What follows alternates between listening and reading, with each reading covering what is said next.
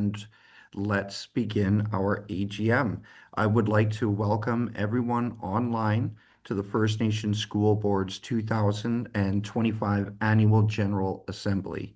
And as per protocol, I would like, before we begin today's discussions, as we should, I would like to ask the Land and Language Coordinator, Community Committee member, and Carcross Tagish Elder Eileen Wally to lead us in with prayer and start in a good way.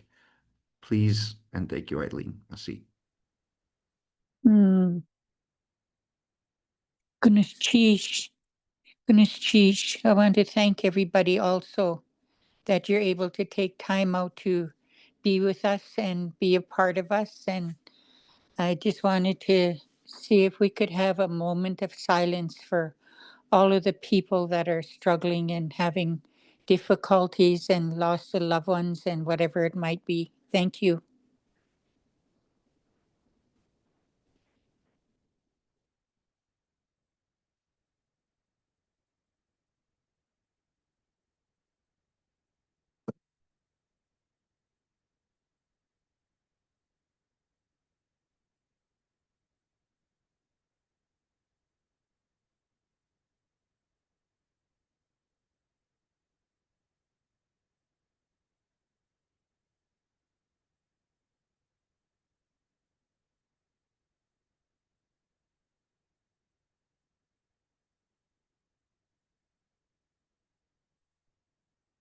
Goodness cheese, everybody.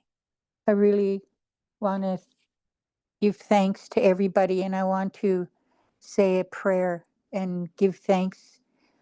Hashiganya, Hashigun, Gunalchish, I give you thanks, grandfathers, grandmothers. I pray, grandfathers and grandmothers, that you can help us, each and every one, to have an open heart and an open mind. And I pray, Creator, grandfathers and grandmothers, for all those people that are traveling by air, by land, by water, that they get to their destination safely. And Creator, I ask that you can help us, pour your blessings upon us as we do our work for our future generations. Creator, grandfathers and grandmothers, please, I pray for those that are struggling and grieving. Once again, that we can honor them all in a good way. And I pray that we can do our business in a good way. Help us to have open hearts and an open mind to be loving, kind, caring, and sharing to ourselves and to others. I give you thanks, each and every one of you, for your commitment to our children, our future generations. I give you thanks in the name of all my relations. Gunalchish.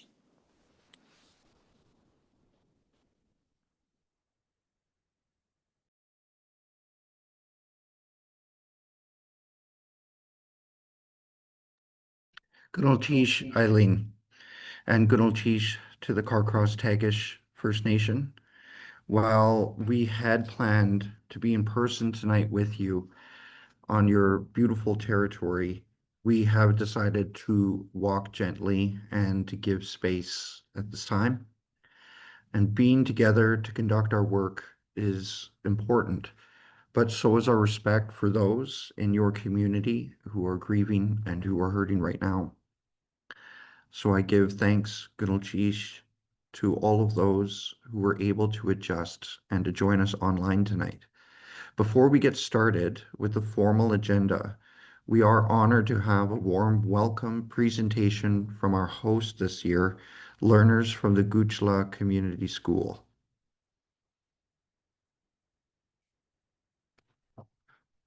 We have a video that we will be playing.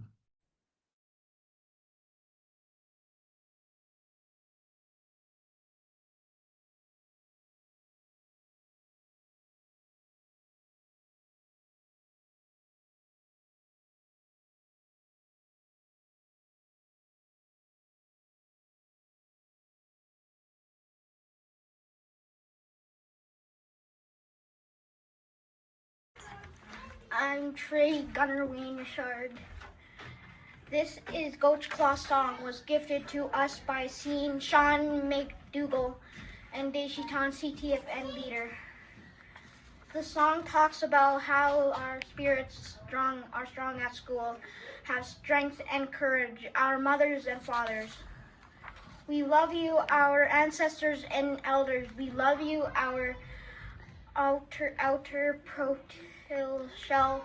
Our spirits are strong at our school. In gay money?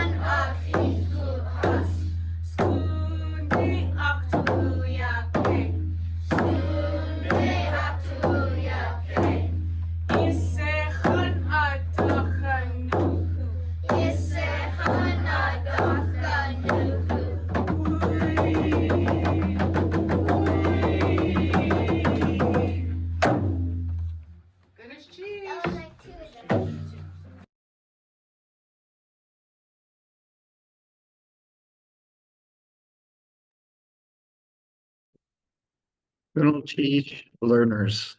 It is always important for us to bring learners into this space with us, reminding us of what is central to our work, the work that we are doing together. Let us do a quick round of introductions with our trustees to present here tonight. Um, I I am currently the chair of the First Nation School Board.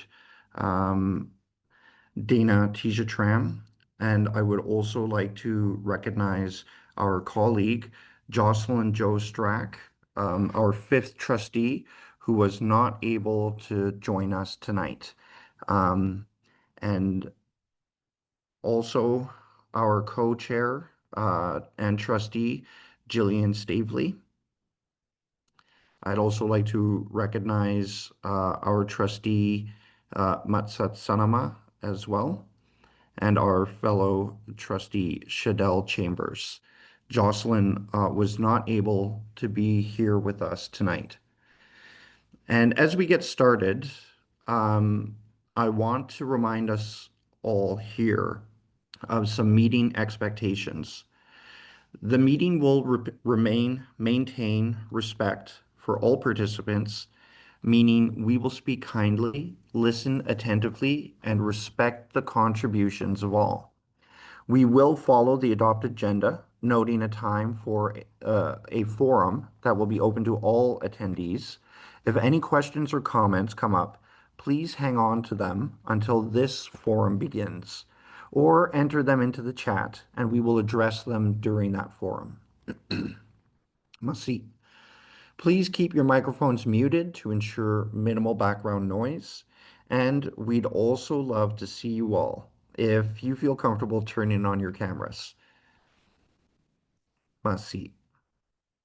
Moving on to our regular business.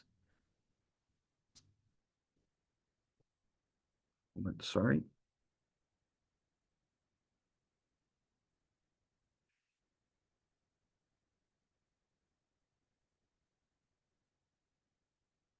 With that, let us formally elect tonight's meeting chair. Can I get a motion from the floor to put forward our chair?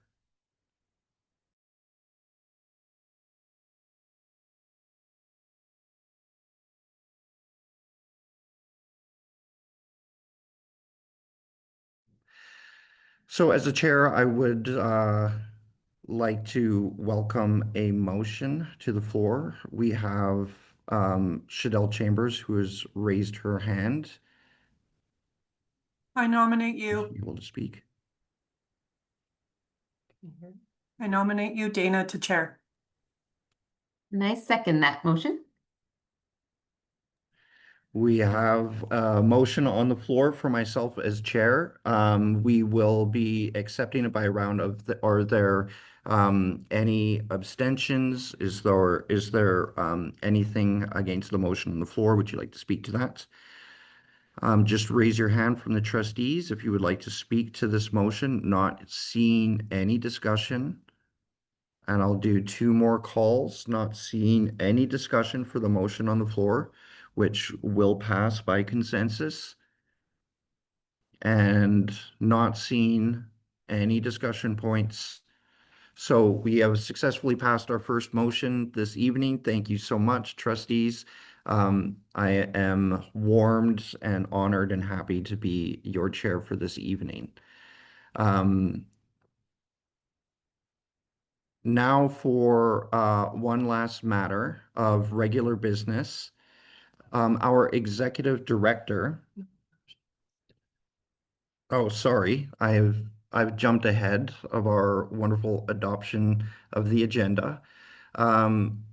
So would I be able to get a motion for the adoption of tonight's agenda? Are there any need for edits? Anything of that nature? Can I get a motion on the floor to adopt our agenda, please?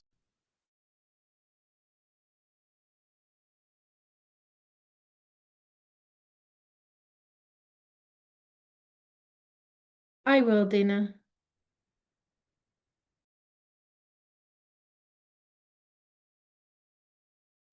Thank you, Matsut Sanama, for the motion to adopt our agenda. Can I get a seconder? Yeah, I can second that as well. Thank you very much. Welcoming any discussion points on the floor. Is there any edits? Anything that is required? I'll do another two call outs if there are any speaking points from the trustees. And doing another call for any discussion points, any edits, which I have heard none. So we have accepted our agenda this evening by consensus of the board. Masi Cho. And now we can move to our one last matter of regular business. And before we must review and adopt our September meeting minutes. This would be part of the trustees' packages. Could I get a motion to accept our September meeting minutes? A motion on the floor, please.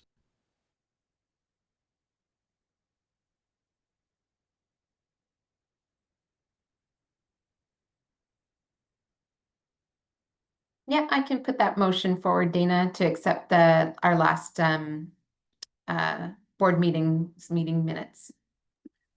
Thank you very much, And I'll Jillian. second it. Thank you, Dana. Masicho Matsatsanama. Okay, any discussion points on the adoption of the minutes for the motion on the floor? Do any of the trustees have any discussion points? Is there any abstentions or is there any Just calling one last time for an opportunity for any interventions from the trustees. And hearing none, we have adopted and approved our September minutes. Must see. And now what I've been leading up to, the excitement for everyone, our last matter of regular business is our Executive Director, Melissa Flynn. I invite you to briefly present on the new outdoor power and equipment technology course before us for board approval. Melissa, please.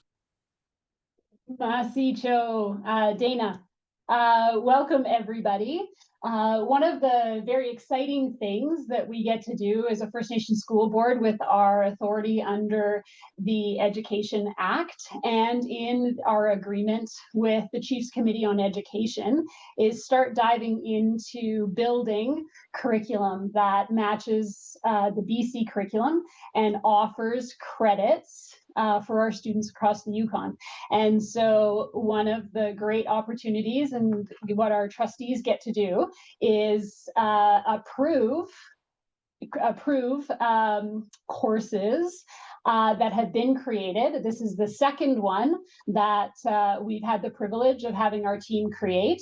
And this one is an outdoor power and equipment technology course. And so we are presenting it to the board tonight. And this course will offer grade 12 credits. And this year will be offered in Pelly Crossing and in Carcross. And so it's an exciting new program. Once the board approves it, it goes to the Chiefs Committee on Education and then to the Minister of Education. And so as everyone knows, we're in the writ.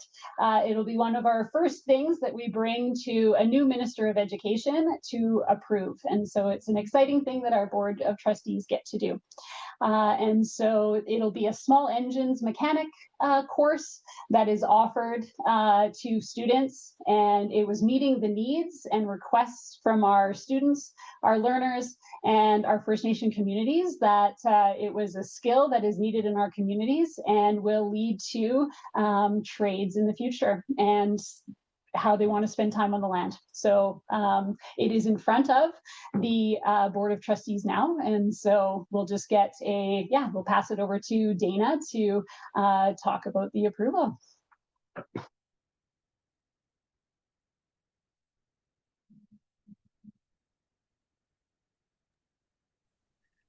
Masi Cho, it's really great to have everyone here tonight to be able to witness some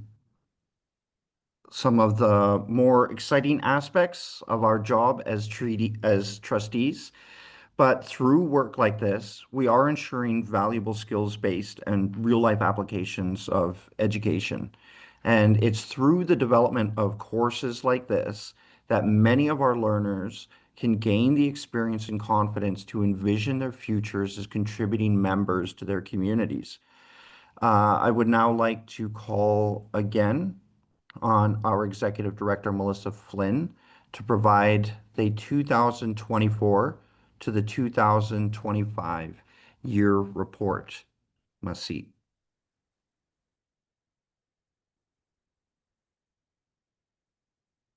Okay, we'll just give tech a moment to get our slide deck up for everybody to see.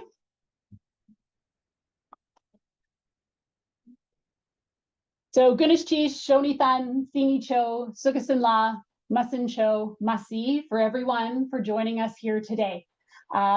We acknowledging and Masi Cho to Elder Eileen Wally for starting us off in a good way. And everybody's respect in pivoting to an online platform as we respect the community of Carcross who is mourning a death today. The 2024-25 year at FNSB has been both challenging and a rewarding year. We have continued to build on our many successes. We have also endured the scratches and stress that comes with bushwhacking through buckbrush. While we follow the trail mapped out by those before us, we are constantly having to fight, push, and change a system that has grown over, covered up, and worked against this map for generations. It is hard work, but it is also very rewarding. From our strat plan, you will see our reporting in our annual report. The First Nations School Board chose 4 actions: literacy, numeracy, whole child, and land and language. My following report, I will lead you through our annual report, is our accountability to you and your families on the plans and progress and data that we have collected to inform our practices so we are best meeting the needs of our learners. We'll start off with the literacy plan. I am proud to report that we are setting a new standard for literacy education in the Yukon by building a model that not only improves learning outcomes, but also serves as an example of how Indigenous-led education can be both culturally affirming and academically rigorous. Our literacy plan aligns with the most recent science on how children learn to read and write, and in the first year showed the largest growth in reading skills Yukon has seen in decades. In the 24-25 school year, First Nations School Board learners continue to grow, and the data shows we are closing the gap between urban and rural schools. The FNSB literacy team guides our educators in assessing foundational reading skills, communicating with these reading skills transparently with families, and implementing evidence-based driven instructional approaches to meet the learners' needs in each of our classrooms. We are also localizing decodable stories together with Yukon First Nations communities to make learning to read a proud and meaningful journey. Decodable stories help build important reading skills, guiding learners step by step.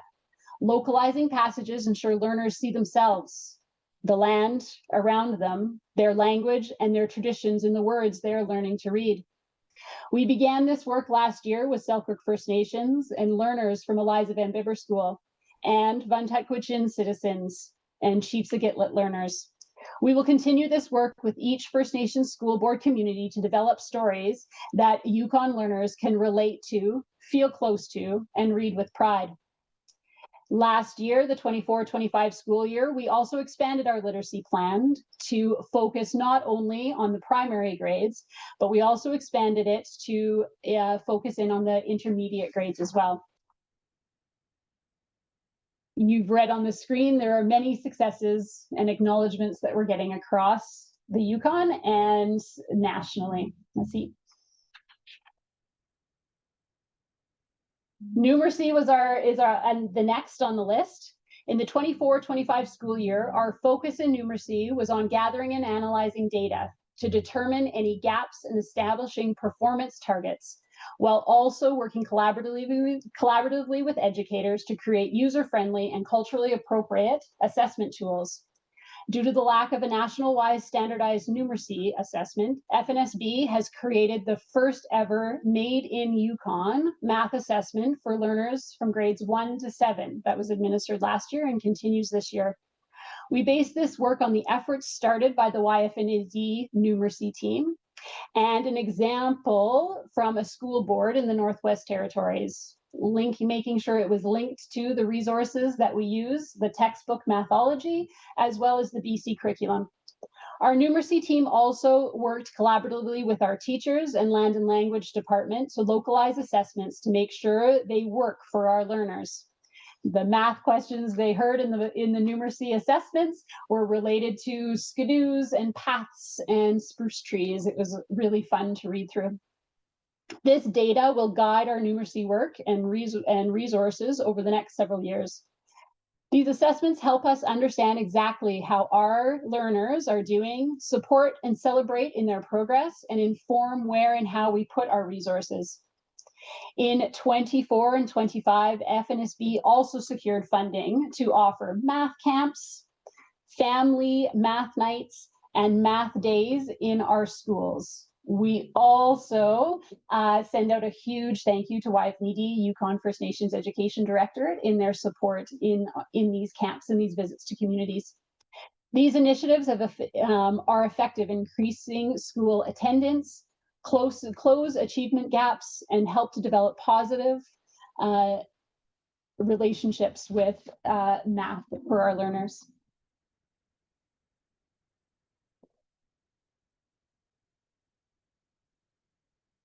The Whole Child Team, the First Nations School Board's Whole Child Team is developing an approach based in research and relationship that honors First Nations values. Overarching themes for co-regulation, relationships, and empowering school teams to support both our learners and the staff and educators working directly with them. This work embodies our commitment to creating an education system that builds on strengths and abilities of learners instead of focusing on deficits. Whole child coaches spend a lot of time listening and learning from school communities in the 24-25 school year and develop significant local resources. 2 specific initiatives under the Whole Child Team in the 24-25 school year included responding to the need for more information on how to support autistic learners in their Yukon schools, and co-development of a culturally reflective assessment to highlight the well-being of learners and their connection to the local First Nations land, language, and culture where we all live. This learner-focused and school-based wellness survey is a research and data initiative. This will be piloted for 3 FNSB schools in the 25-26 school year. This pilot will establish a baseline assessment for school staff, learners, and communities to determine the school's sense of belonging, support, and access to First Nations language and culture. This assessment tool will support our responsive efforts in the Whole Child and Land and Language initiatives and ensure a measure of future progress. For the 24-25 school year, we were thrilled to add a high school team to support our high school programs across the territory. The First Nation School Board serves high school learners across 7 of our FNSB schools, including some of our most remote communities. We work for every learner's right to stay in their own home community, surrounded by their families and cultures while completing their high school education, graduating, prepared for whatever they wish to do in post-secondary. To support this right, our high school team focused the 24-25 school year on reducing the disconnection between the classroom and the learner's lived experiences. We held the first ever Casca Junior REM, which is a rural experiential model, bringing together learners from the Ross River community, Watson Lake Secondary, and Johnson Elementary from the Watson Lake Liard First Nations community. Exposure to different trades, land-based knowledge, and cultural activities allowed students who like to work with their hands opportunities to see the many options they have of working and raising families in their own communities.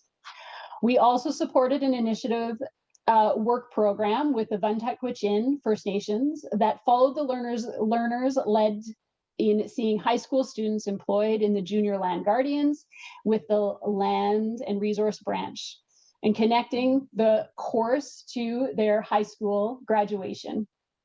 Our high school team created a graduation checklist for teachers to use when sharing course information with families and worked directly with community to provide guidance and keep track of each learner's graduation journey.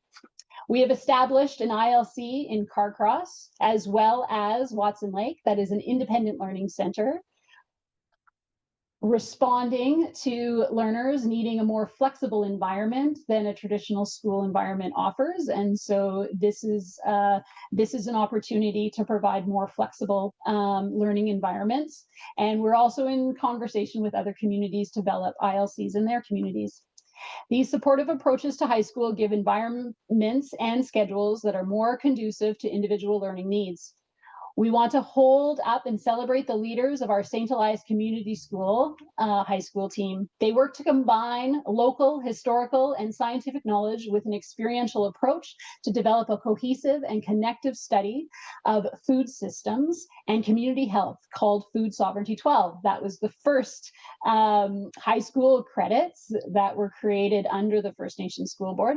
This program totals 4 high school credits earned over 1 semester and spans diverse curricular competencies, including economics, transportation, First Nations empowerment, resilience, and ecological studies.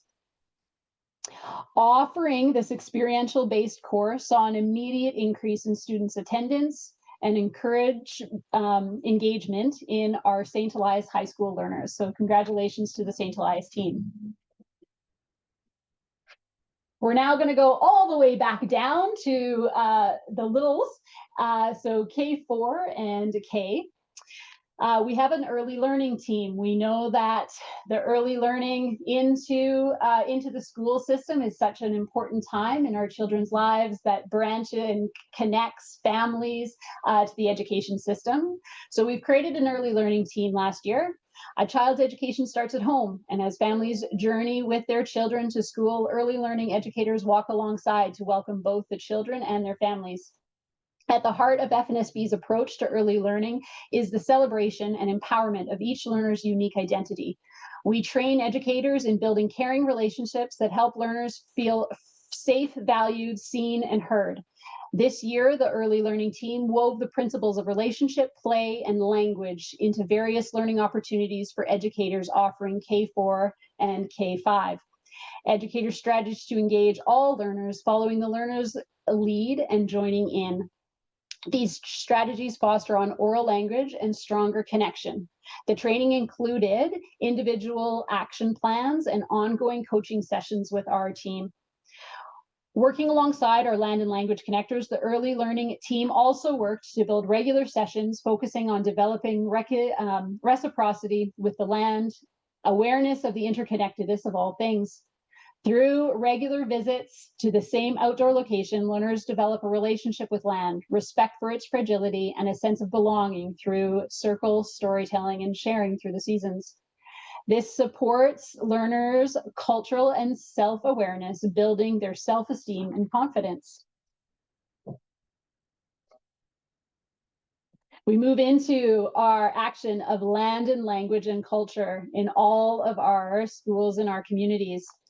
In our language, we support 15 language educators. The First Nations School Board follows our community's lead in delivering language in their schools.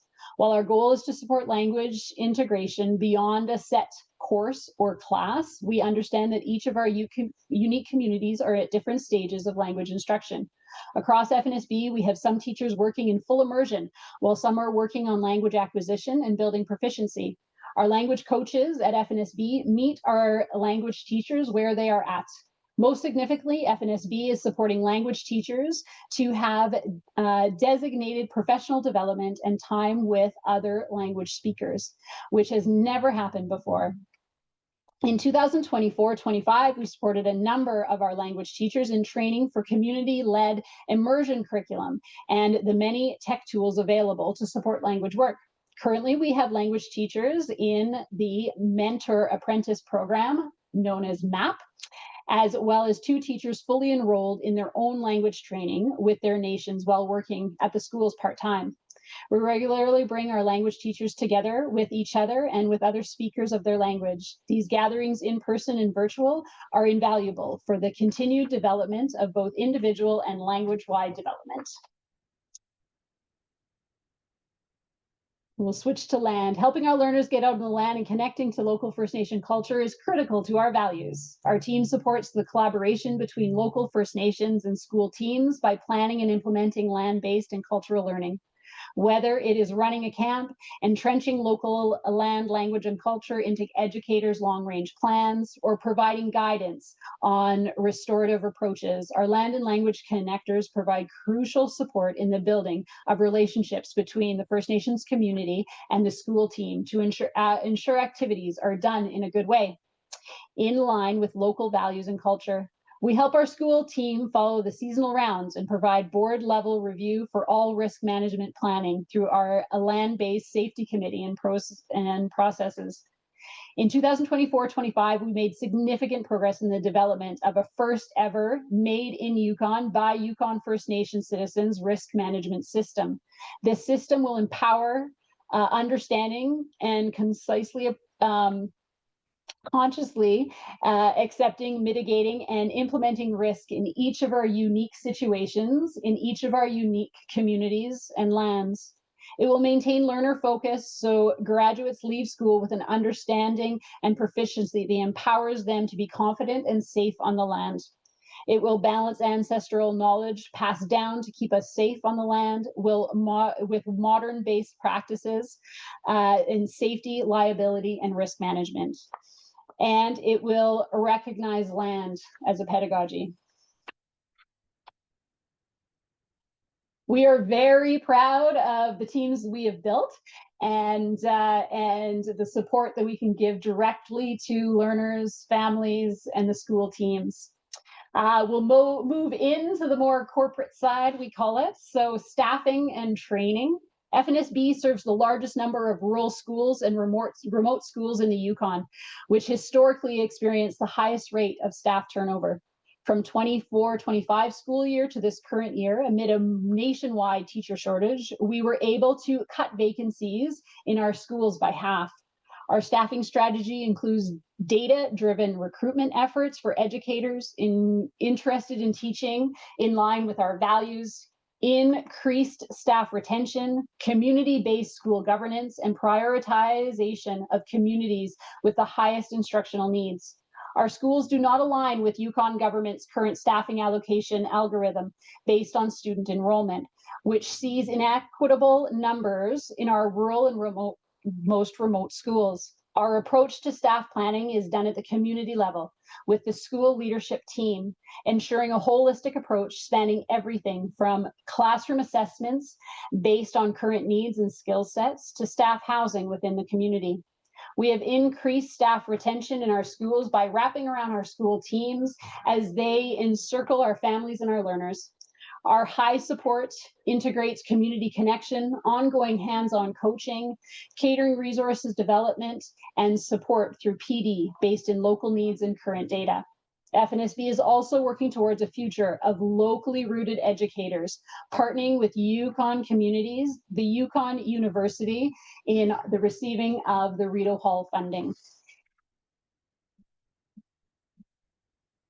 Our governance. This is a very proud section for us as Yukon, as First Nations School Board employees, our trustees, in the decentralization of government in the Yukon.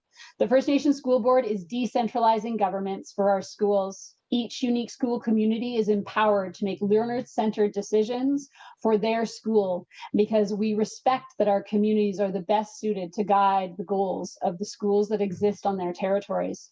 We also uphold the reciprocal relationship and nature of education, ensuring it is inclusive of all community and generations from past to future. The First Nations School Board exercises two levels of governance in conjunction with our board governance. Community committees are established by and report to both the local First Nation and the school board. They are the governing body for their school, representative of their whole school community. Second is our student voice, supports the establishment of learner-led governance models within each school, as well as learner representation on community committee and board of trustee meetings and the table. I encourage you to read through the school section of our annual report for community-based summaries of the work of both student voice in each community, as well as the community committees in each community. We'll now move on to finance before we pass it over to Pierre, our auditor, who you've seen now, who has kindly joined us for our last 3 AGMs. So I'll end our 24-25 report with finance as we will go through our audited finance statements next. The year began without a funding agreement with YG, meaning we spent the first 6 months unsure of what resources we would have. On December 23rd, 2024, we signed our first multi-year funding agreement with the Yukon government, covering July 24 to June 26. While this was a milestone, the total funding amount was unilaterally reduced by Yukon government by approximately $2 million compared to what was budgeted based on the previous agreement. Due to how delayed this offer was, there was no time to enter into fair negotiations, and so the board was forced to sign under duress.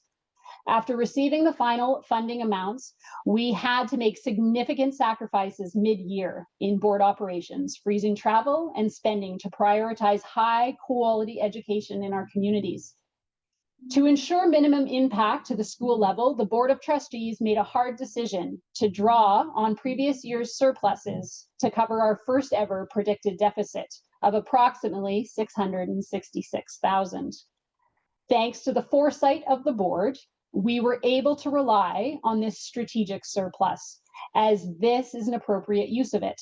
However, long-term, this is not a sustainable future solution. Despite these challenges, I am proud of our work to keep the focus on protecting schools and learners from the impact of the funding uncertainty. From the $36 million spent in the 24-25 school year, 72% went directly to our 11 schools. 23 million specifically out of this was paid to the people in our schools through FNSB's effort to equitably staff our communities through wages and honorarium. I am also proud to report that our second biggest expense, 17% of our total expenses, supported instruction and school programming through our instructional team like Land and Language, Literacy, Numeracy, Early Learning, High School Trades, Whole Child, and the instructional leadership. This means that 89% of the FNSB spending goes to our learners. That is what spending looks like when we follow a Yukon First Nations value. With that, I will pass the microphone over to our auditor, Pierre, and thank him in advance for his time for being here today. Thank you, Melissa. Good evening, everybody. I think I'm able to share my screen. Yes, I will just share the financial statement that we will review together. That was adopted by the board on September 17th. So our auditor's report this year again is unrestricted. In terms of the operations for the school year, or the fiscal year, I should say, ending June 30th, 2025, what we see here in terms of the revenues is an overall revenue this year of $36,670,000 compared to $32,195,000 in the previous year. The biggest source of funding comes from the government of Yukon at $36,092,000 this year. The amortization of deferred capital contributions were $280,000. The government of Canada, we had a grant from them for $148,000. Other revenues of $116,000 consist of interest earned as well as contributions from other organizations. And other funding agreements this year were $33,000 for the total of $36,670,000. In terms of the expenses, you'll notice that the header of the 2024 year indicates a restatement. So what happened during the year is the First Nation School Board was notified by the Yukon government after a full reconciliation of expenses managed on their part, because as you all know, the staff is paid, most of the staff is paid directly from the government of the Yukon. So there was an adjustment made to the overall cost of wages, which brought the expense of personnel for 2024 down by $1,900,000. And then there were some additional charges to the First Nation School Board for telecommunications and other various general expenses of about $30,000.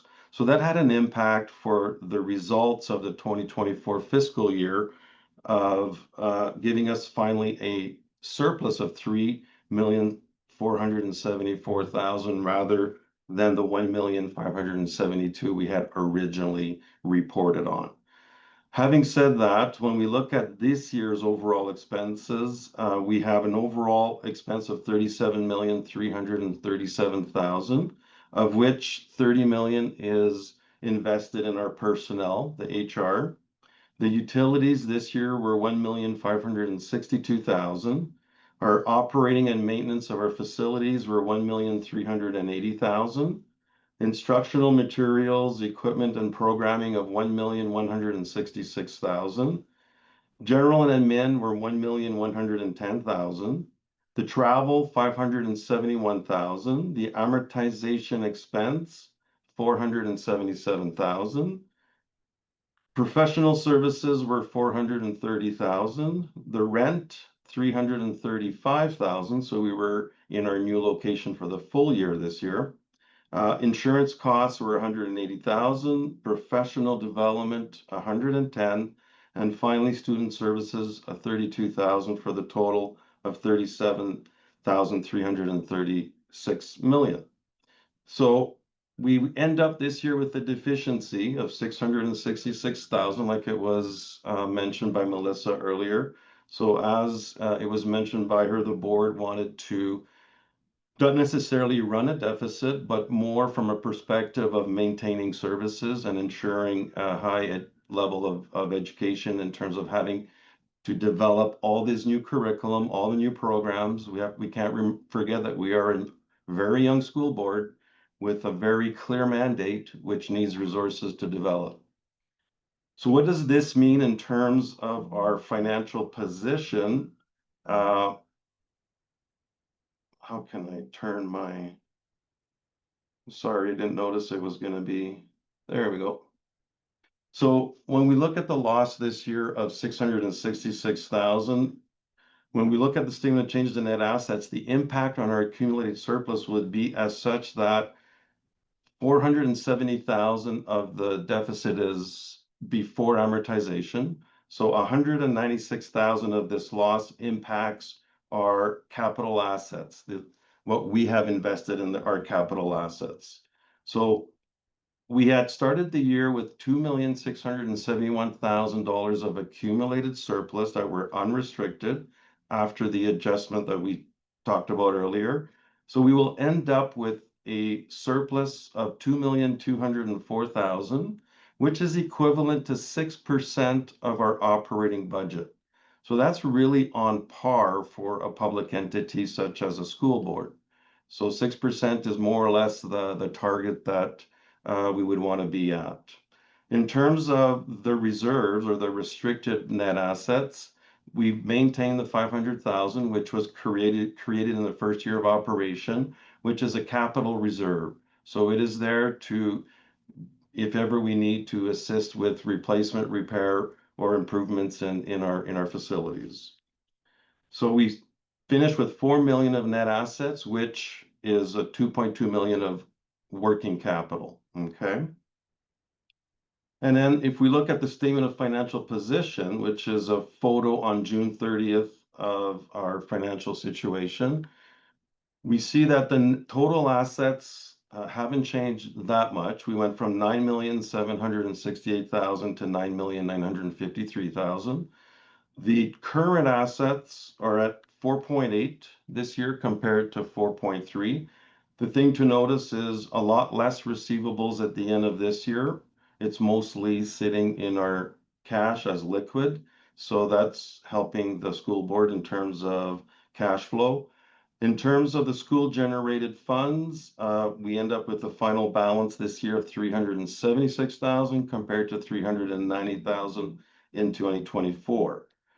The capital assets, the book value will be $4.8 million as compared to $5 million in the previous year, for a total of $9,953,000 of assets.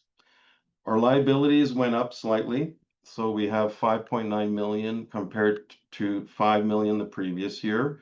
It's mostly in our current liabilities. So we have trade payables of $1 million, which about 2/3 of that easily is due to the government of the Yukon. So for billings for utilities, etc., school operations.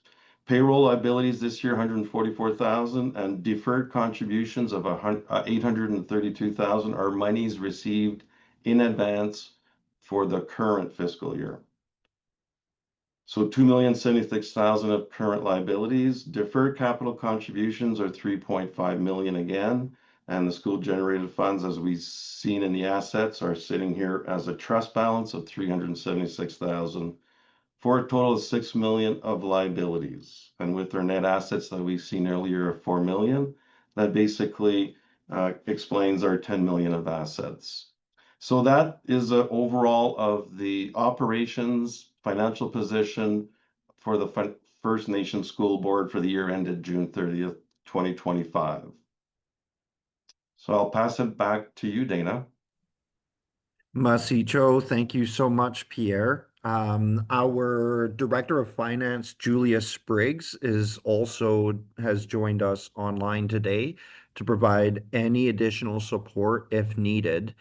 And before we conclude our section on finance, I would like to first ask the fellow trustees if they have any questions regarding our financial statements or our executive director address for the 24-25 year.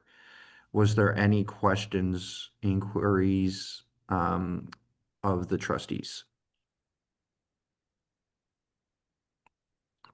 Just opening the floor, should there be any questions on behalf of our trustees?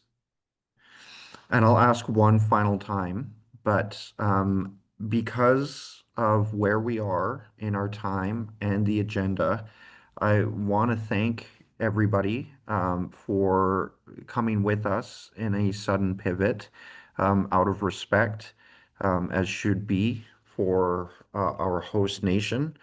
But I wanted to give an opportunity as well after our financial section for the trustees to be able to introduce themselves, and as well one matter of business as a trustee vote on the course that was put forward to us today. I just want to thank everybody again and our participants for your patience. Zoom is not the easiest forum out there, and the trustees, we usually work on in person. So this has been a really important shift that we make, but I also just wanted to take an opportunity to really thank all of our staff, our executive director, our communications for making this AGM happen today. And I think all participants can really see, and we hope what is communicated, and there's so much the conversation will keep going, but this meeting, these finances, our report represent a year of incredible effort, never before seen in the Yukon, towards education. And we now have a team that is able to hold this sacred mandate from our communities and do this incredible work in the territory. So now that we have a little bit of breathing time and I'm a little bit more comfortable as the chair in this scenario, I just really wanted to express how proud I am of everybody's work. And I'm really humbled as being a part of this journey. I get to see the nuances and the intricacies around all of this, and I'm just very proud of our staff, our team, and our trustees. So thank you so very much. I do want to give one last ask for the trustees if there are any questions about the financial statements or the report, but not seeing any. I would like to move into our next section. And if I could ask our co-chair, Jillian, to introduce herself and maybe say some words. From there, if we could go to Shadell and then Matsutsanama, and of course, our other trustee, Jocelyn Jostrack, was not able to make it here with us tonight. So with that, and before moving on to our public forum, I did want to give an opportunity for the trustees to introduce themselves and for us to carry through with our vote on accepting the new curriculum before moving to our public forum tonight. Masi. Jillian. Find my mute button there. Hi, everyone. My name is Jillian Stavely. Really happy to be here with you all tonight. And thank you, Dana, for the great job chairing so far. appreciate everyone pivoting, as Dana said as well, to this online platform, which we all know and have a love-hate relationship with, I'm sure, but we are greatly appreciated that you were able to make it tonight. A little bit about myself. I'm Cascadena, from the Casca Nation in northern BC and southeast Yukon. It's been a great privilege to be able to be part of the school board the past few years.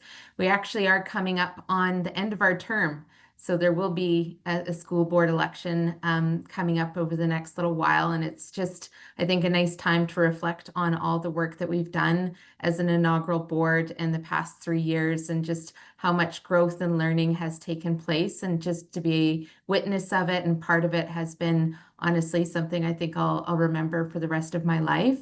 As a mom with 2 kids in the school system here in the Yukon, I think we all are deeply connected to our children's learning and wanting the best for them. So I think, if there's others maybe on the Zoom that are considering maybe being more involved with the school board as well in the future, I think it is a great time to be involved in part of this incredible board that's really pushing hard for change in the Yukon for our students and learners and our staff and the teams that are here to help to make that happen. So a big merci show to Melissa for her leadership over the past few years. It's been hard, but it's been beautiful, and it's just been great to be a part of it with you. I guess maybe I'll end off by saying I'm just so excited that we get to have this opportunity at the AGM to be passing a course like this, and which I'm fully support of. I just love the idea around it, and as someone who grew up in the Yukon and was educated in the Yukon, I would have loved to have taken a course like this in grade 12. And I'm just so honored that our students are going to be able to do this. So I'm fully supportive of the Outdoor Power Equipment Technology 12 course, and definitely support it moving forward to the Chiefs Committee on Education and next steps from there. But I'll leave it at that for now. Kola, thank you so much. And I'll pass it on to, was it Shadell or Matsanama next there, Dana? Let's go with Shadell, please. Thank you. Good evening, everyone. My name is Shadell Chambers. I am a member of Champagne-Ajac First Nation and one of the trustees here with the Yukon First Nation School Board. Just want to echo what Jillian noted and thank Melissa for the report and highlighting many of the great highlights and stories. And the video was a really great way to see the kids that are working to, have opportunities to connect with their culture and be able to showcase that. So I really want to acknowledge that. It's been a really great number of years. I've been fortunate to go to the AGMs and be in the schools and be able to meet parents. Unfortunately, today online's a bit different, but I'm glad that we are still able to come together and look forward to having some comments and feedback. I just want to highlight that, again, as Jillian said, I was also educated in the Yukon, and there were not as many opportunities that we see today. And it's been really great to be able to be involved with setting that leadership and doing education our way and in a different way and seeing the results. So, Gunush Chi Shonithan Matsasanama. Shonithan, Shadell, and Jillian. Yeah, you guys, I think, touched on everything that needed to be said. And Sainji Matsasanama Uye, Gundaiche, Dakwakara Yuninje, and Sidla Ayero. Ayero Shon Ayakat Danko, you and Sidla Shon Ayet Community Committee Ye. Ayanji Shokothan de Jean Yu Deeds Iak Anzenu, Trustee de Jean Yun da Sidla, Daga Shonithan de Jean Yun Flashigel. So my name is Matsa Sanama, and I'm from Dakwakara, or Haines Junction, and I am a member of Champagne and Ajac First Nations. I live in Dakwakara and I work there in Haines Junction. And I, as well as being a trustee, I also sit on the community committee there. So I'm really grateful to be a part of really important work that's being done here in the school board, and just seeing the effects and the changes that are happening within our school forefront. And it's really beautiful just to see yeah, all the impacts that First Nation School Board has had, not only in like literacy and numeracy and all the statistics, but also just the pride that I see in a lot of the students, especially in Dakwakata. And yeah, it feels really good to be a part of this work that we're doing here. And yeah, just to touch on as well as the two previous trustees, Jillian and Shadell, echoing what they said about this course, it almost made me a little bit emotional seeing this course, like to read the course rationale and the course goals and the outcome of what this will be. Um, my brother my brother would have loved something like this. This is something that he did, and that he lived for mechanics and working on stuff and doing this kind of thing, and he really thrived with these kinds of education. So I think it's really great to see something like this, and also just to be a part of approving and passing these kinds of courses that we're able to have, and as well as Food Sovereignty 12. And again, just because I'm from Dakwakata, seeing the changes that that has had and the impact as well. So yeah, this is really great to see a course like this being brought forward, and I'm just really grateful to be a part of the school board as a trustee, and learning a lot from being a trustee and also from my fellow trustees helping guide the way. So just want to say Ganokchi, Shonithan, Soga Setla, Masi Cho. Thank you all so much for being here with us today. And again, acknowledging the loss in Carcross, and grateful that everybody was able to make a pivot and join us online in a more unusual way today. So thank you so much, everyone. Masi Cho Matsat Sarama. The only thing unusual is the amount of talent on this board. I'm joking. I would like to now request a motion for the floor, and this would be specifically in respect of the outdoor education course that our executive director had informed us of earlier. Sorry, I'm just getting my notes coordinated. This would be the development. This is for our many learners. Um, this is the outdoor skills-based course. Excuse me. Yes, our outdoor power and equipment technology course. Now, this is before us, this new curriculum, and so we would need a motion from on the floor to accept. And just remember that putting a motion on the floor does not mean that you're voting for it, but it creates discussion. So if we could have a motion on the floor to accept the outdoor course, please. Yeah, Dana, I move to accept and approve the outdoor power equipment technology 12, and just, yeah, I move to accept that. Thank you. Masi, do we have a seconder for the motion on the floor? I will second. Wonderful. We have a motion on the floor to accept the course before us. Is there any discussion points or are there any concerns from the trustees? I did just have a question underneath the course goals where it says that the course can be taught as a traditional semester-long course or broken up into 3 one-week sessions. I was just curious if that would be more of like for the 3 weeks, 3 one-week sessions, if those would be more like of intensive one, like 3 week, one-week courses, or what that would look like. Because a traditional semester is like, I think, 8 weeks or 9 weeks. I can't quite remember. But I'm just curious what that would look like with the more condensed version. I don't know if, yeah, who could speak to that? Yeah, that it's developed to be flexible in the delivery, and so yes, if we have someone in-house, like a shop teacher who has the skills to teach this course, could put it within the day in the schedule, so it could be taught over a semester. And if the community wants it, and doesn't have a teacher in the community, and then we will contract, and we have someone on staff right now who's going to deliver the program. And so the program that person would travel into community, and so that our communities that have smaller staff, staff teams will still be able to access this course. And so that person would travel into community, deliver it for an intensive week time, and come back and travel back and forth throughout the year. Perfect. Shonithan, that answers my question. I was just curious what that would look like, and I think that's a really great way to do it and really adaptive if, like you said, there's not a teacher available. So Shonithan.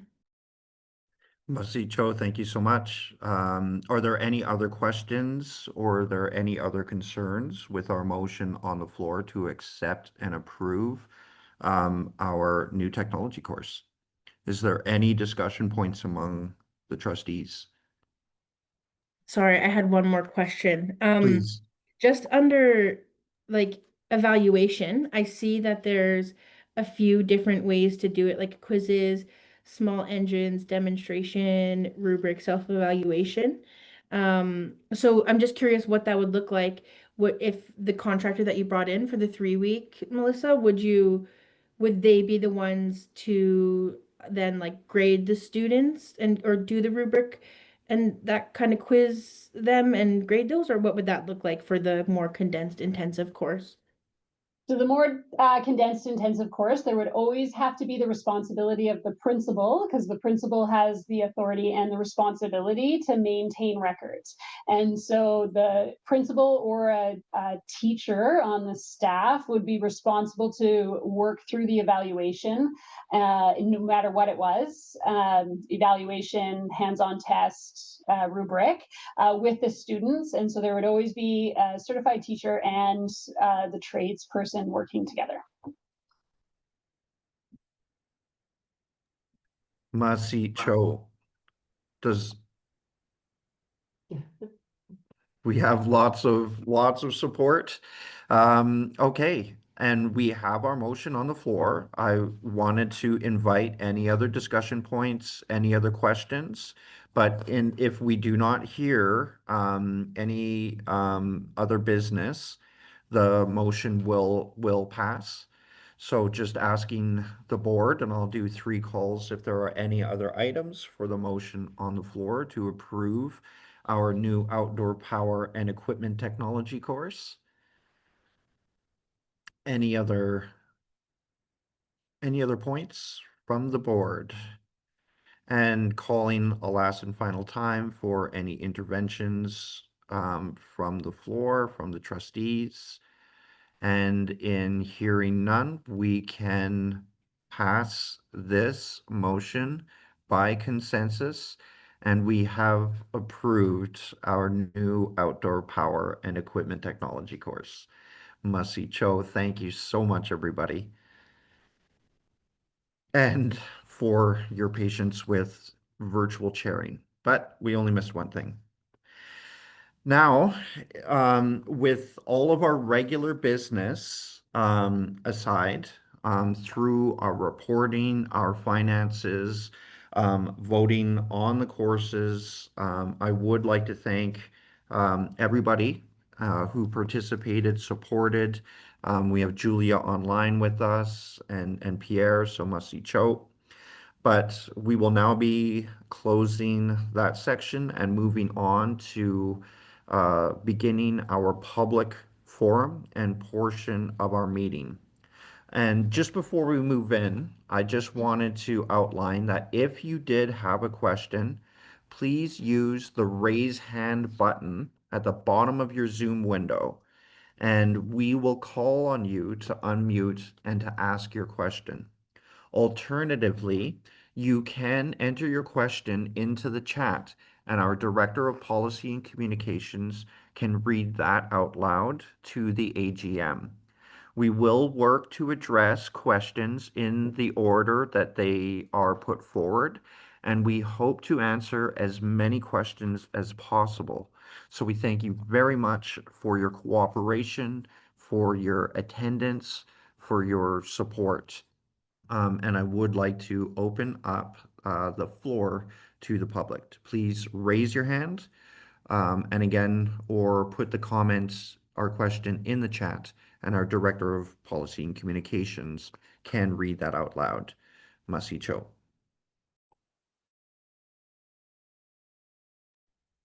Yes, David McMartin, please.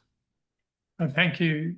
I got a question for Executive Director Melissa Flynn. Just for those that don't know me, I'm a parent of a grade 3 student at Gushla Community School, and she is just doing so well there, and we're really happy with everything that's being done. I do ask my question, want to ask my question now because I have to go pick her up. She's doing judo after school, so she's getting a full education. My question is based on a concern about the actions of the Yukon government in cutting back the funding on a unilateral basis. And I wrote down in my notes here, why, how, and what next? I mean, how can they justify this?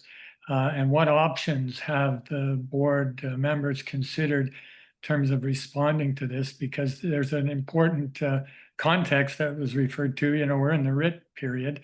We don't want to see this happen again because you've adapted as best you can to that surprise. But, you know, going forward, there needs to be more investment, and that may be a supplemental question. I see there might be an opportunity to go for some funding to Canada. There's one support there of 100 and some odd thousand, but potentially that might be an option. So thanks for the opportunity to ask the question, and I'll listen, and then I'll have to go pick up my daughter. Goodness Chief David for your question. I think I'll call on Julia and Dana to also contribute to this. Yes, it has been a difficult year in securing and planning a team, planning to make changes in education, which the Chiefs Committee on Education, our learners and our families have asked us to do. And so without secure and reliable funding, it has been very challenging. And I thank our team and our trustees for moving through this difficult time with us. And yes, we have pivoted and done incredible things regardless of that. Julia, did you want to speak to the external funding? Yeah, the Possibly, external yeah. funding, the Government of Canada grant that you see in our financial statements was project-specific funding. There are limited options for us based on our, like, we don't have the status of a charity and we're not a qualified donee, so working through that. We are working on an external funding strategy to help us diversify our revenue to be more sustainable and to supplement the resources that it requires to do education in the way we want to. Masi Cho, appreciate that. This is the First Nation School Board's 4th year in operation, and the Yukon government committed to work with the school board once it was established to develop a funding formula. This funding formula has not been completed, and the Yukon government still has not engaged the First Nation School Board to create this funding formula. This formula is essential to ensure that rural and remote communities are resourced equitably, and we can provide that clear path and continuity. We continue to call on the Yukon government to come to the table with us and make good on this commitment. As we know, the school board provides public education, a responsibility of the territorial government. So after proving that we, as the First Nation School Board, can provide better education at a smaller cost than what YG has been charging, it was disappointing for a response to be the cutting of our funding. So I will say that if the government continues to refuse transparent, equitable, and reliable funding, the First Nation School Board will be forced to cut services and programming for our learners and our schools and our communities. We will continue to work with the Yukon government and keep as many as the best options available in pursuit, because we deeply understand at the trustee level and at the school board that these conversations, and this is much more than a funding formula, these reverberate into the actual daily lives of our students in the rural communities. So this is one of our top points as a board. So I really appreciate your question, and always feel free to reach out to us anytime. I see that we have a question from Eric Miller, but I know that we had a question from Eileen Peter come in first. So if I could ask Eileen to ask your question, and then once we've responded, then I will go to Eric Miller's question as well. So do we have Eileen Peter online with us? Yep, I'm here. As a Notchonak Dun member, I was pretty disappointed to see when Mayo did not vote in favor to endorse the board. After talking to some community members, I think it was more about just not having enough information about it at the time. So now that you have like these great concrete programs and things going forward to show community, is there plans to go back to the communities that did not choose to endorse it and try to get them on going forward? Thank you so much for that question, Eileen. I really appreciate it. And what I would say to that is the board is not necessarily actively externally engaging, but we would love and welcome an invite. This doesn't mean that we're also not open. We like to meet communities and nations where they are at. And if Mayo would like to learn more about what we are doing, what we're showing, I mean, our finances, our reports, they show the effectiveness. So if the nation of Notchonak Dun or the community of Mayo would like to invite us to present, we would really, we'd be honored. Let's see. And Dana, now before we to, move on, do you think you Yes. could just explain the process on how that happens? Yeah, I was just gonna say that. And maybe we could chime in too if you want as well. Yeah, for sure. And so and I'll get our executive director to support me in this as well. But what happens is there is a vote that is instituted. I can't remember the proper term for what it's called. But it is put to a vote, and then that starts the process. So it is completely done by community. The First Nation School Board is a public board that is legally and financially responsible for good governance and the development of education. So if a community triggers the vote to enter into the First Nation School Board, that can be done. But I'll give it to Melissa to give us a little bit more background and nuance to that. Dana. So there's two ways. So the vote that Dana is referring to happens at the school council. So that is one way to trigger a community vote. The decision has to be made at the school council table to yes or no. Allow our community to have voice and go to a vote, a referenda to join any board, the First Nation School Board in this situation, or not. And that is Mayo, you have gone to vote once before.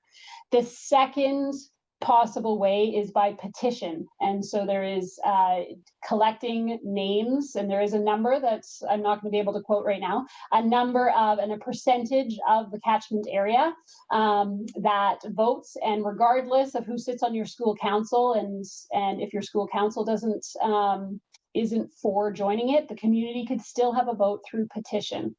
Once that petition goes forward, or a letter from your school council, the Minister of Education shall respond within a very short period of time. It is not a may in the Education Act, it is a shall. So the minister is required to respond to a community and act on it. And so that's the process.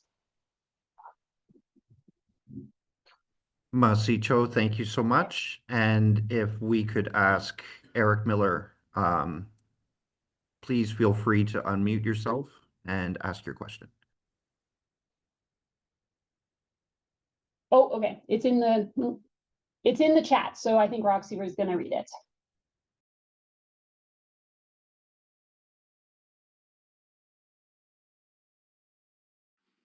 So the question is, oh, 1 second. It's not reading. Okay. Got it. Okay.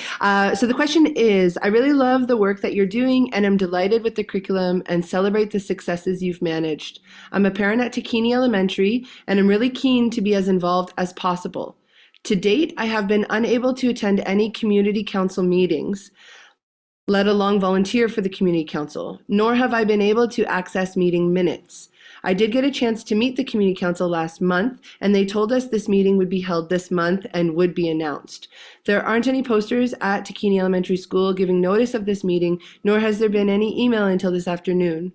Staff I just checked with when I stopped by to pick up my kids were also surprised and seemed unaware that the meeting was tonight. As a committed and involved parent, how can I navigate involvement? Can changes in communication strategy be made?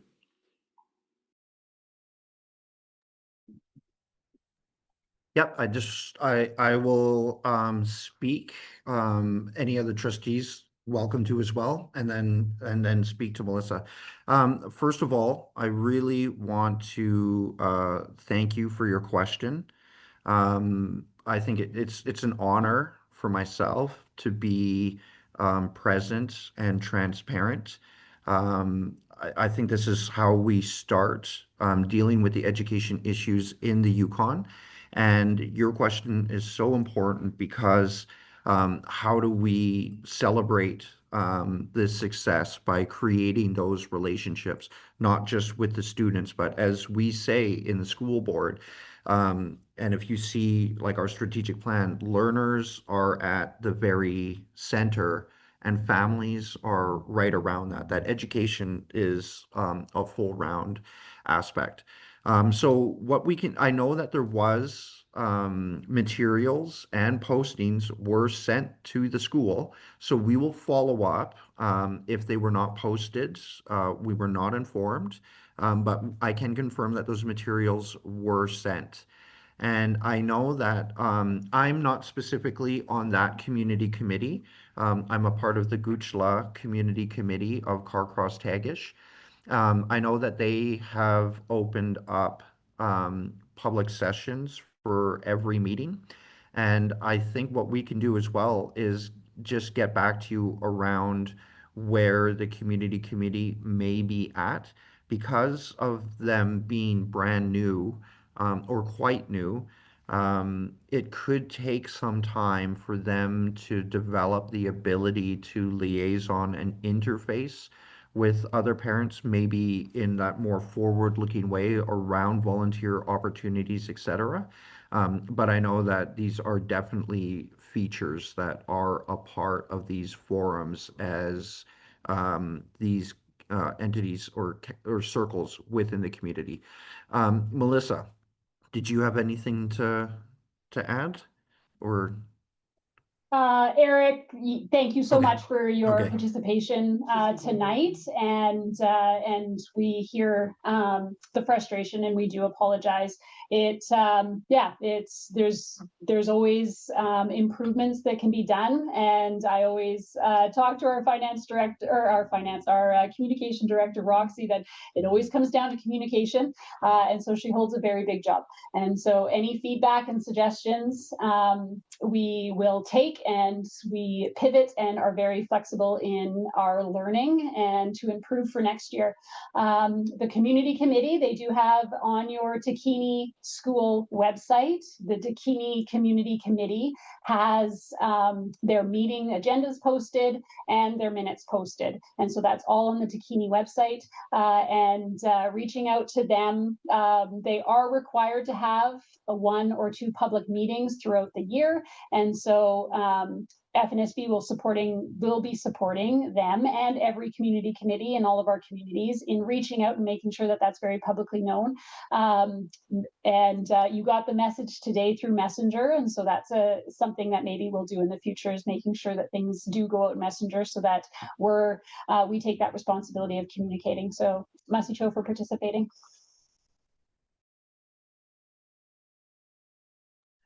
Thank you so much, Melissa. I very much appreciate that. And yeah, I just really appreciate the question and your support, Eric. I just really want to acknowledge it really means a lot.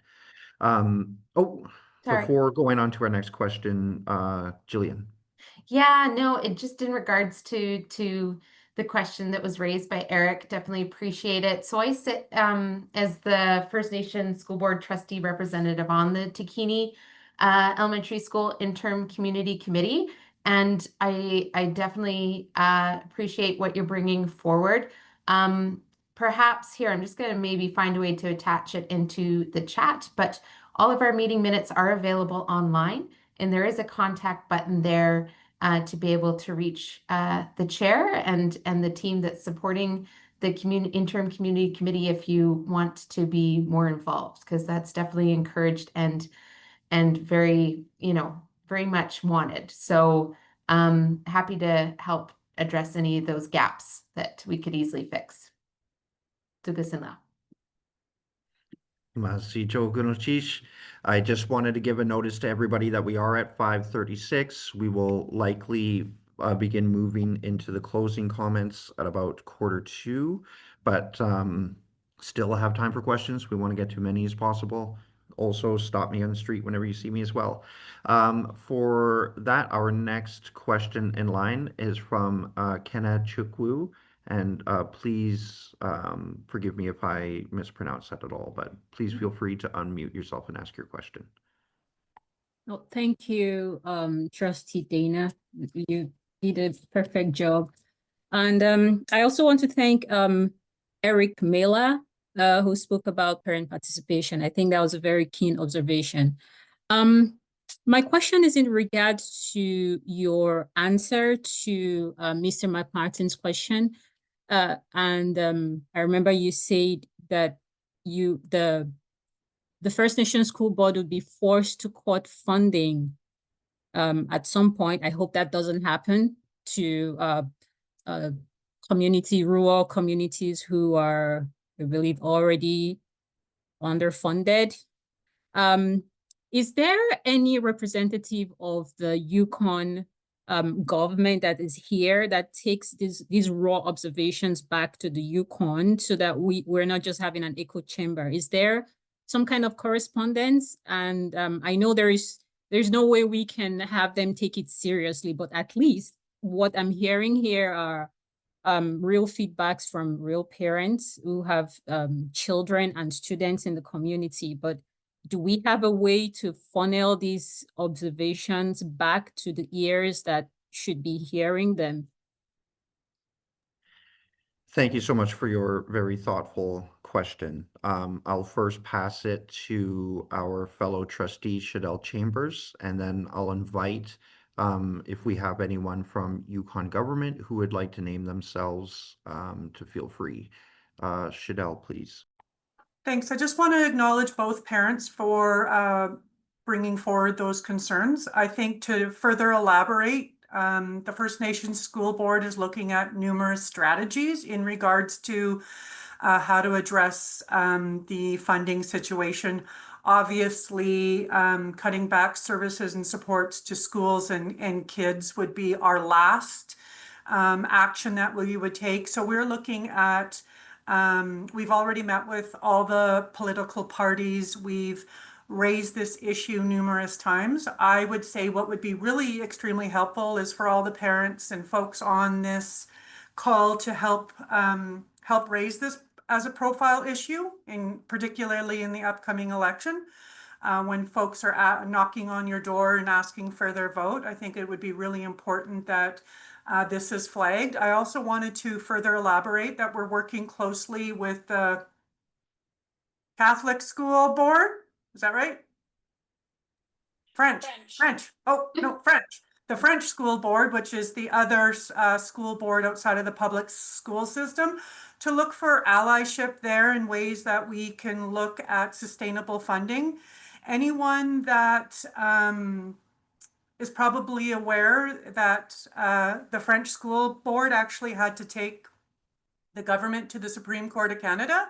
And, you know, obviously that would be one of our options, but we're looking to hopefully not look at litigation and work with whoever is elected. So again, I just want to flag that we are looking at numerous strategies. We've tried ministerial, premier meetings, those sorts of things. I think, to be honest, Yukon government was not prepared for the number of First Nations school board schools coming on.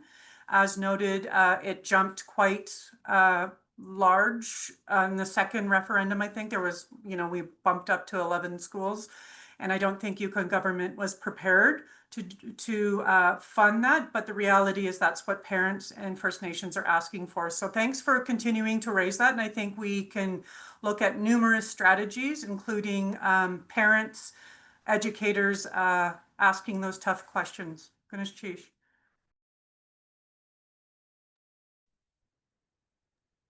Good old cheese. Thank you so much, Trustee Shadell. And I would just like to welcome, if we do have any representatives from the Yukon government that would like to name themselves, and please feel free. Hi, everybody. Good evening. My name's Susan Davey. I am the ADM for Student Learning and First Nation Initiatives, and I'm very happy to be here today and to join you on your AGM this week or this year. And I am taking notes, and I have heard the concerns. As mentioned earlier, we are in the caretaker convention mode right now with the election underway. So I really can't speak to any details or anything like that, but you know, it's certainly been an honor to work with the First Nations School Board and to be able to support the minister in our past meetings, and it's always great to hear the great work that you're doing, and really great to hear from parents. So yeah, it's not in an echo chamber, I can assure you. Lots of work to do, but unfortunately I really can't speak to any details right now, but thank you. Understood, and very much appreciate your comments, and just really appreciate you being here with us tonight and along on this journey, Susan Masicho. Thank you for joining us. Sorry, excuse me. I was talking with my Leonard Cohen voice. We still have some more time, so I would like to keep the floor open and really welcome any other questions. I have not seen new questions in the chat.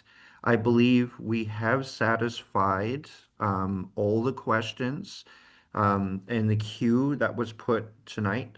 So just want to let everybody know there's still room for a question, but because of the time that we're at and not seeing any questions at this time, I really want to give my heartfelt thanks, big Masicho and Gunalchish, to everybody for your questions. We are not in this situation alone, and although we are working really hard, we are a part of a community, and this interface, your participation, your support, your perceptiveness, your willingness is what's going to lift education in the Yukon to make our children leaders in this country. I don't want to brag too much, but let's just say that our executive director and wonderful team are going to give Maclean's Magazine some more article materials. So everybody just stay tuned. And see no more questions. I think we will end our public forum at this time.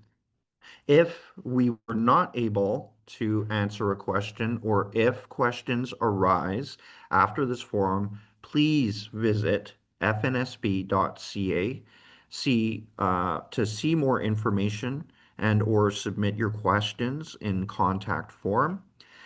We have taken these questions, we have taken your expressions, your ideas, hopes and dreams, and this will be rolled into our work. And it is a very key time right now for the school board in creating that kind of accountability as we look into an election. And we look forward to working with whichever party may form government. We really look forward to moving things forward continuously in a good way, as now this is but one avenue as contemplated in Together Today for Our Children Tomorrow. This is our elders' vision working. I would like to take a moment to thank all of those who made our annual general meeting possible. The incredible team at the school board, Gunta, who managed our tech, our auditor, Pierre, Chilkoot Bakery, who prepared our catering for tonight, which our team has delivered to the family in the community of Carcross, and our hosts from Goochla Community School and Carcross Tagish First Nation. We all stand with you tonight. Our hearts are with you to raise the family and community in this difficult time. Finally, I would like to close today by acknowledging that this will be our last AGM as your board trustees. My colleagues and I have served this important mandate in our roles as the elected First Nation School Board. We have been honored to bear witness to the formation of something our ancestors never got to see. Despite the repeated calls for reconciliation and shared leadership in the education of all Yukon learners, I am so proud of what we've accomplished together in our term over these past 3 years. We are not only changing the lives of learners and communities we serve, but we are writing the trajectory of what education can be and will be in our territories. Nowhere else in the world does education look like this. What an absolute privilege and honor. On November 14th, there will be an election of our new board trustees. If you know someone who should put their name forward, or if you are interested in putting your name forward, please don't hesitate. Nominations are open with Elections Yukon from October 24th until November 6th.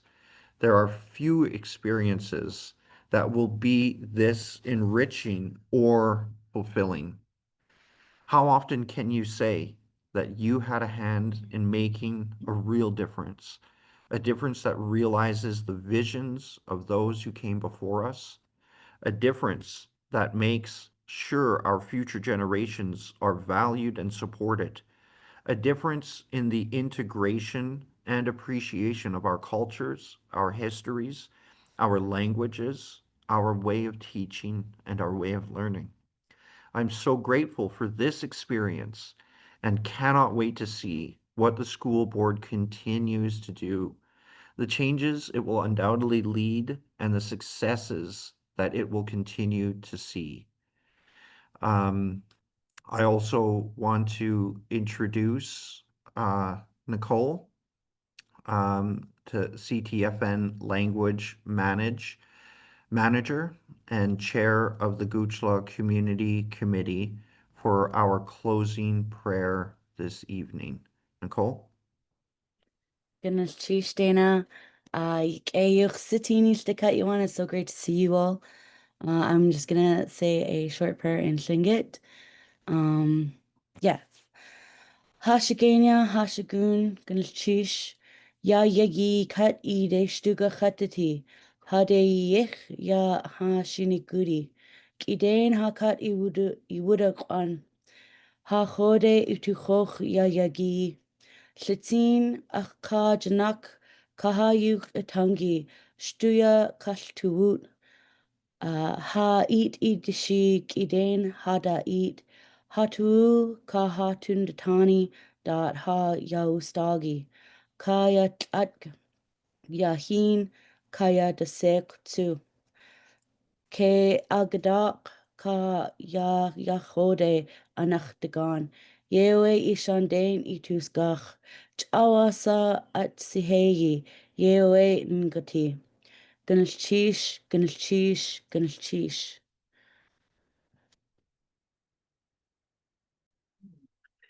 Masicho Gunalchish Shanithan. I will now seek to move this meeting to adjournment.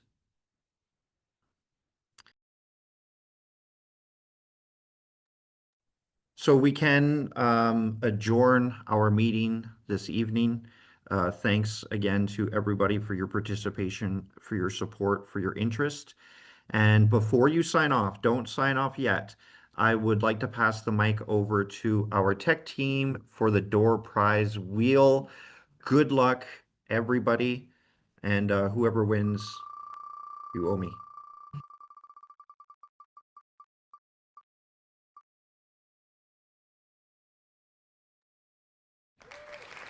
Oh, Cynthia Wagner locked it in. Congratulations. What's the prize?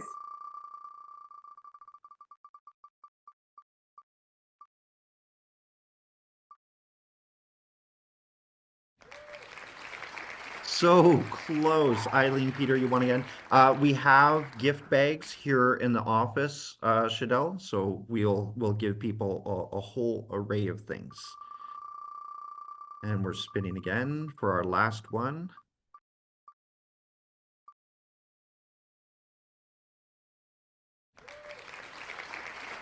Sandy Rodriguez. Our new principal is Eliza Van Bibber on the First Nations territory of the Selkirk First Nations. Okay, their last name got me. You only get one. So I'll get it right next time. Thank you. Oh, there you are, Sandy. Congratulations. Here I am. Welcome Hi. to the team. And now you're going to have First Nation School Board swag all over the place. We are Perfect. looking into First Nation School Board wallpaper. So for those who really appreciate us. Awesome. Thank you. It has been a wonderful evening. I know it can be difficult to start with Zoom, but my heart and my soul are full tonight. Thank you so much, everybody. And let's look towards the school board election, which is incredibly important in light of a greater election with our territory. And may we all walk into these elections and may we all come out with our children who succeed, with our children who benefit. So for that, we will close tonight. Masicho, everybody, for attending. Please reach out online, reach out to myself anytime for more information and for all of us to support one another. Masi, have a good night. Thank you.